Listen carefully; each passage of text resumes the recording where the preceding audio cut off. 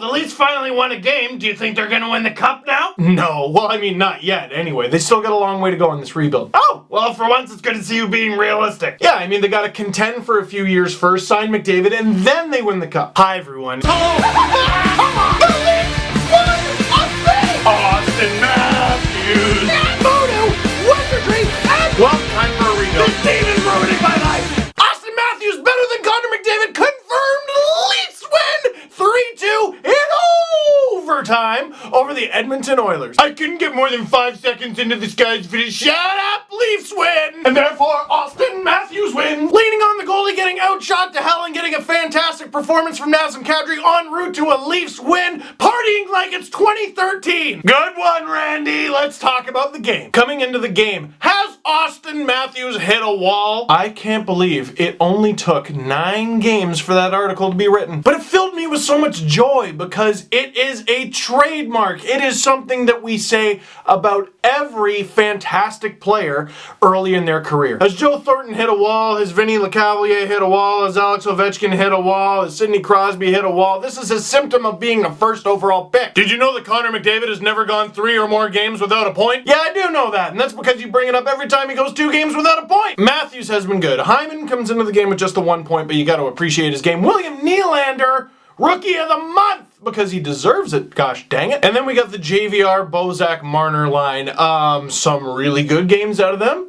Some really bad games out of them. So we need to see a better performance from the 4th line, whatever that happens to be, and a better performance from the Kadri, Komarov, and whoever's with them. This time it's Connor Brown line. Buck 29 into the game. Connor Brown, amazing cross-crease feed to nifty Nazi Dangleman, puts it in past Cam Talbot, 1-0 Leafs. You know, we forget because Connor Brown was only with the Leafs 7 games last season. He had 6 points, and a lot of that was because of his chemistry with Nazem Kadri. They get that back, and that's a dangerous little line. And they were a fantastic line all game. Everyone's giving all the credit to Nazem Kadri for shutting down Connor McDavid, and yes, I thought he did a pretty decent job, but Leo Komarov might have had his best game of the season. Seriously, and Connor Brown too. So we head into the first intermission with the Leafs up 1-0. Freddie, Jake Roman, what are you doing now? Roman Polak, Jake Gardiner, and Frederik Andersen all go into the corner against Tyler Pitlick at the exact same time. He throws it in front for Anton Lander, that sniper, and it's 1-1 heading into the intermission. Forgetting the fact that the timing of the goal was horrendous. Everything about this goal was horrendous. And what I thought was funny was everyone on Twitter yelling about whose fault it was. Oh, it was Freddie, it was Roman, it was Jake. I'm not going to criticize Mike Babcock because I'm sure coaches tell their players to talk. Why wouldn't they do that? But I noticed a lot last season,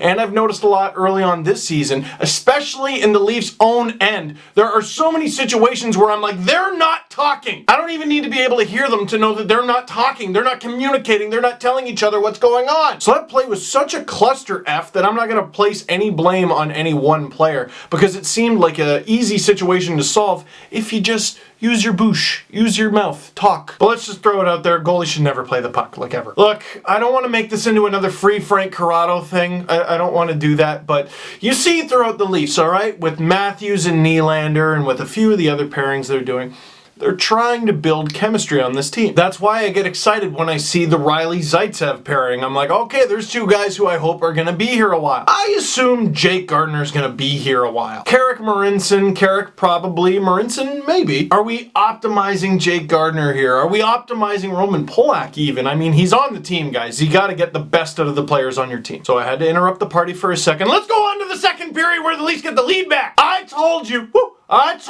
that the Leafs' 4th line, needed a little bit of a kick. And they got Matt Martin in there. And they got Ben Smith back. But that line was just missing a certain styling, profiling. Hits hard like a rock, dangles you right out of your jock. The Nizhny Tagil boy, Nick Flair, sets up in front. Ben Smith buries it for his first of the season. Matt Martin's first point as a Leaf. Soshnikov, first point of the season.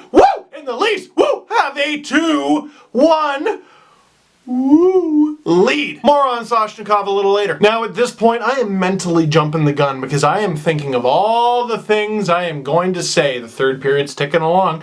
The Leafs still have the lead, but I shan't utter them from my mouth. I shan't tweet them. but I can't help but think them. And then Darnell Nurse floats on, beats Freddie Anderson, and that's in the net. And I listen to the broadcast and everyone's like, Frederik Andersen's gotta have that. And I read Twitter and everyone's like, Frederik Andersen's gotta have that. And as I'm hearing and seeing all this stuff, I'm like, I'm pretty sure I heard it hit sticks. I was talking after the Islanders game, like, if you watch hockey on TV, like, skates have a patented sound. You know exactly what it sounds like. The same thing with a puck hitting a stick. And call me crazy, but I'm pretty sure the puck hit at least one stick. A lot of people were tweeting me it hit Hyman's stick, some people saying it hit Matthew's stick, some people saying it hit both.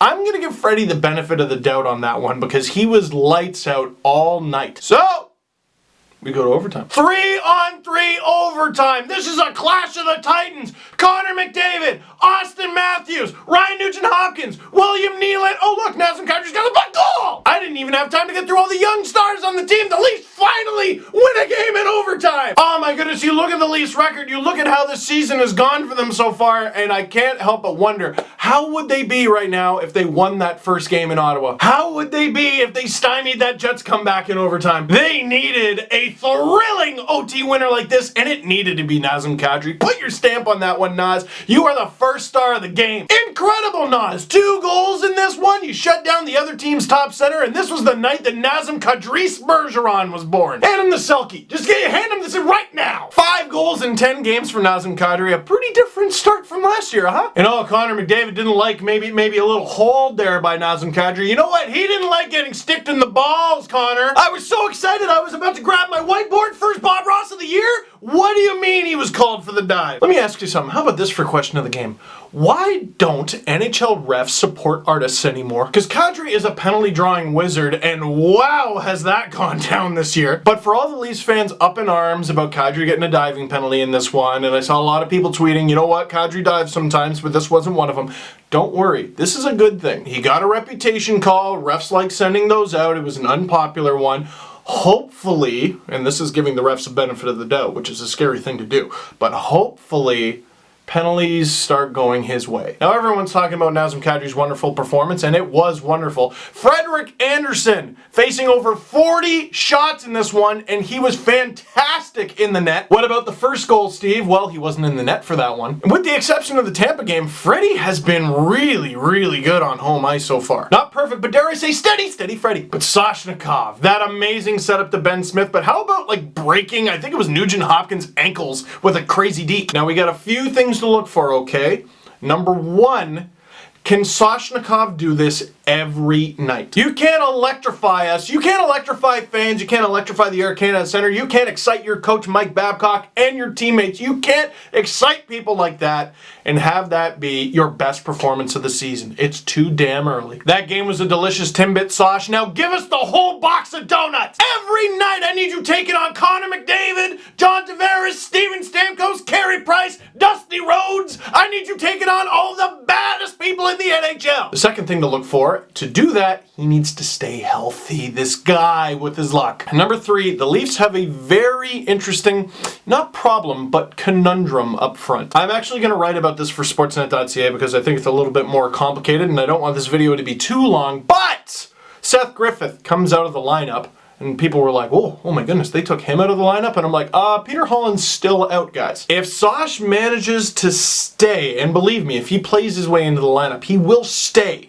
If Ben Smith finds a way to stay, or at very least be the other guy, and him and Seth Griffith alternate, what happens to Peter Holland? And what happens to a lot of guys? There's a lot more there. And I won't say much more other than damn big win. Damn big win for the Leafs. Such an important one. Because like it or not, that's a huge stage. Everyone nationally, they don't even have to be a Leafs fan, wants to see Austin Matthews. Everyone nationally, doesn't have to be an Oilers fan, wants to see Connor McDavid. And they're facing each other. That's a big game. And too bloody often does the other team's star, does a league-wide star, come into the Air Canada Center and kick the Leafs' teeth in. Now, the Oilers got 46 shots off, so I don't know exactly how shut down they were, but at least the Leafs pull off a big win Oilers get a point out of it too. They're in another conference. Who the hell cares? You take your point and just be happy with it. So that is it for this one. Thank you very much for watching. Click like if you like this video. Click subscribe if you really liked it. Tell all your friends. I'm going to put a clicky thing